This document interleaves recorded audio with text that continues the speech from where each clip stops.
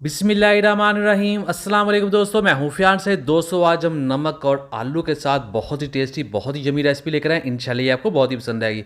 दोस्तों यहाँ हमारे पास 1 किलो के करीब नमक है। इसको हमने कढ़ाई में कर लेना है गरम, और जैसे ही ये गर्म हो जाएगा तब हम इसमें ऐड कर देंगे आलू। आलू हमारे पास 800 ग्राम है, जिसको हमने अच्छे तरीके से धो लिया था। ये बेबी पोटैटोज़ यानी छोटे वाले आलू हैं। इसको इस नमक में हम पकाएंगे, थोड़ा सा जस्ट कर देते हैं और इसके ऊपर हमने ढककर रख देना है 10 मिनट के लिए, ताकि ये इसके अंदर पक जाएँ। बिस्मिल्लाहिर्रहमानिर्रहीम। तो 10 मिनट गुजर चुके हैं और आलू जो हैं वो इसके अंदर पक रहे हैं, और इसको हम मज़ीद पकाएंगे जब तक इसकी ऊपर वाली स्किन जो है वो पक नहीं जाती और ये अंदर से नरम नहीं हो जाते। तो हम इसको पकाते जाएंगे। तो ये देखिए हमने इसको तकरीबन यहाँ 15 मिनट के लिए पका लिया है, और आलू जो ऊपर से जले जले महसूस हो रहे हैं और इसमें से बहुत ही अच्छी और शानदार खुशबू आ रही है। तो इसको हमने पका लिया। अब हम फ्लेम बंद कर देंगे और इनको बाहर निकाल लेंगे। तो ये देखिए बहुत ही सॉफ्ट हो चुके हैं। तो इसको निकाल लेते हैं बाहर।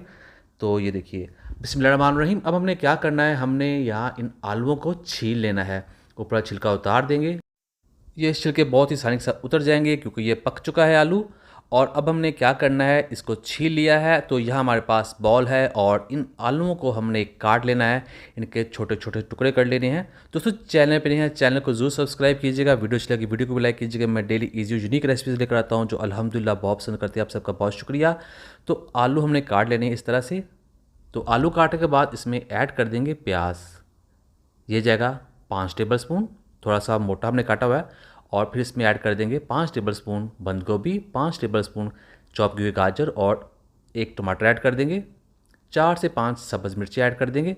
और फिर जाएगा इसमें पुदीना। ये जाएगा 3 टेबल स्पून, जो इसको बहुत अच्छी खुशबू देगा। और 1 से 2 टीस्पून चाट मसाला ऐड कर देंगे। यहाँ हमारे पास 3 टेबल स्पून इमली थी, जिसको हमने भिगो कर रखा हुआ था तकरीबन आधे घंटे से।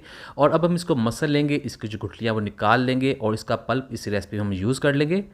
और यहाँ इसमें ऐड कर देंगे 2 टेबल स्पून अनारदाना, और इमली का जो पल्प हमने निकाला है उसमें ऐड कर देंगे।